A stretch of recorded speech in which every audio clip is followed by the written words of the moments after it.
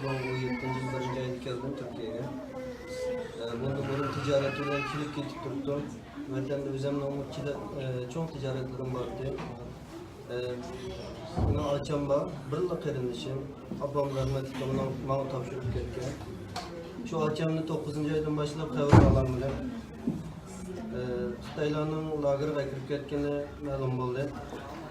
Kesip tarbiylaymiz deb lagerga kirib ketibdi. Mening achamdan kesipda hech qanday bir narsaga tarbiyalaydiganga ehtiyoj yo'qdi. Iqtisod jihatdan bo'lsin, kasb jihatdan bo'lsin, tijorat jihatdan bo'lsin, mening achamdan Xitaylarning tarbiyalaydigan hech qanday bir salohiyati yo'q.